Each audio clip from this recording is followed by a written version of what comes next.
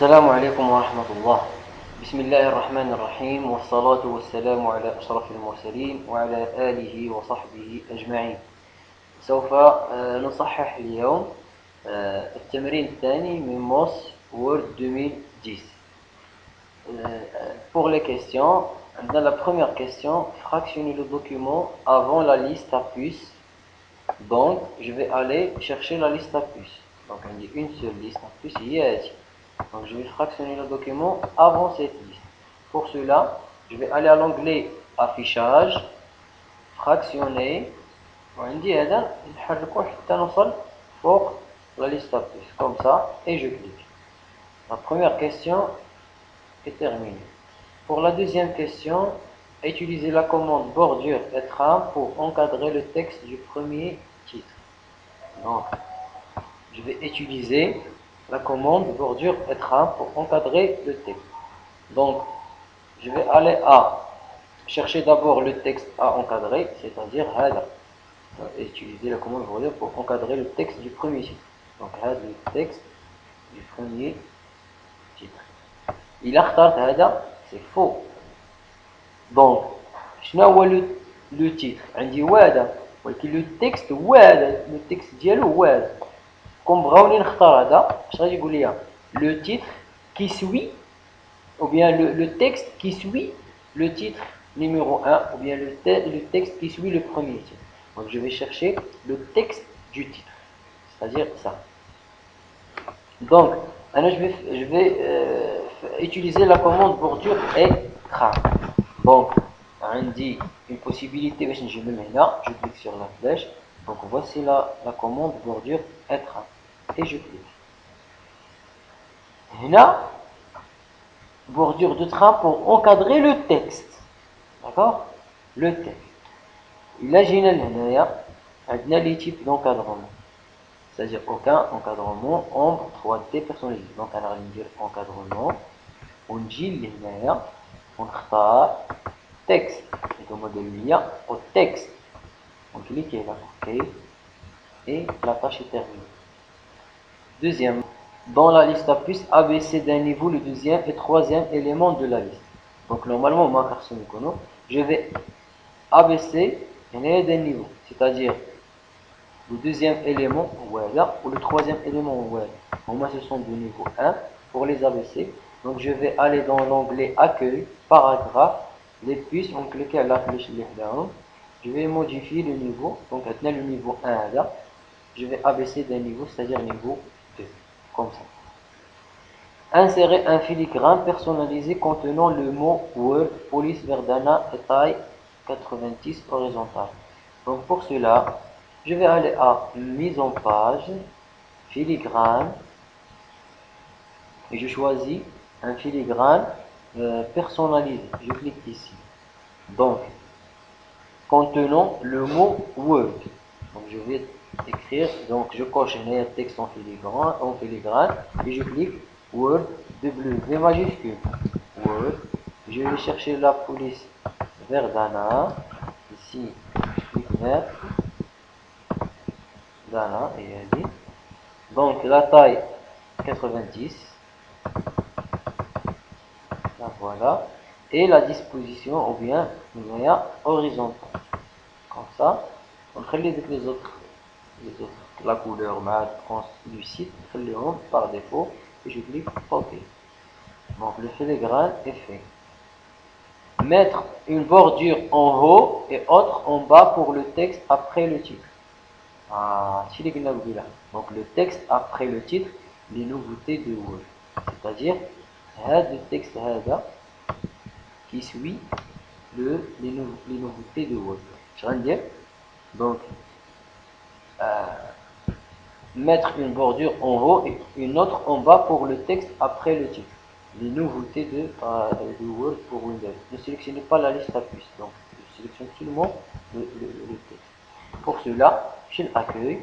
On dit une bordure. Comme ça. Et je vais mettre seulement la bordure en haut et en bas. Comme ça.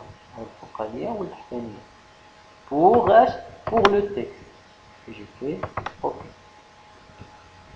pardon, c'est le paragraphe, c'est mettre pour le texte, c'est-à-dire un paragraphe qui suit le titre. Donc je vais aller bordure écran, dire en haut, en bas, pour le paragraphe, ok.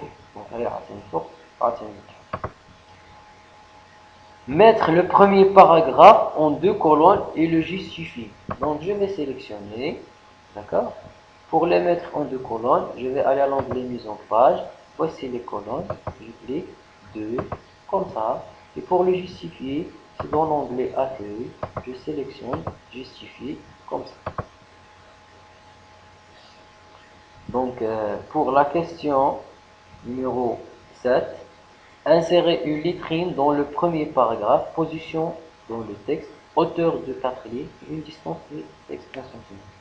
Donc pour les lettrines, je sélectionne le paragraphe ou bien donc là c'est mieux, je sélectionne le paragraphe. Pour les lettrines, je vais aller à à insertion. Voici les lettrines qui est le groupe texte. Je clique sur lettrines dans le texte comme ça. Il y a c'est par défaut. Donc on a dit des paramètres. Donc je vais aller à option de lettrines. Je clique ici, je choisis dans le texte, hauteur de 4 lignes, voici la hauteur de 4 lignes, et une distance de 1 cm. Donc je sélectionne, donc ok, c'est terminé. Changer le symbole de plus par l'image OK située dans le dossier image. Donc je vais changer la liste à puces. Donc je sélectionne. Je vais aller à l'onglet accueil. Et liste à puces. Donc modifier et définir une puce. Je clique. Je suis l'image. Et je choisis importer. Je vais importer par exemple l'image ajouter. Comme ça. L'image est insérée là. دوما اللي انسيرينا قبيله دونك باش نختار شي وحده من هادو باغ اكزومبل هادي في اوكي تدوز مباشره et je clique OK. Donc pour la question numéro 9, choisissez ou bien changer l'orientation de la page en paysage puis régler les marges en 2 cm à gauche et à droite et 3 cm en haut et en bas. Pour cela, je vais aller à l'onglet mise en page, dans l'orientation de portrait à paysage. Je clique.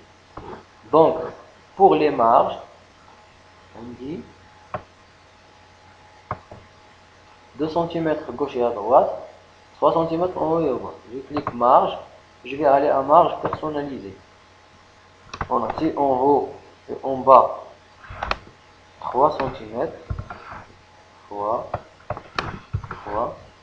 gauche et à droite 2, OK, c'est terminé. Pour la question numéro 10, appliquer au document un en-tête de page nommé bloc superposé page impair et saisissez formation MOS comme titre en choisissant première page différente. Alors pour cela, je vais aller à l'onglet insertion, voilà, on me en-tête.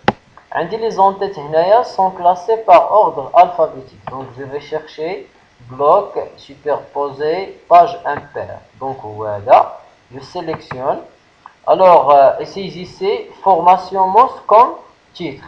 Alors je vais sélectionner le titre, j'écris formation F majuscule, formation MOS majuscule, comme ça. Alors, et première page, en choisissant première page différente. Donc, je vais aller ici pour cocher première page différente et c'est terminé.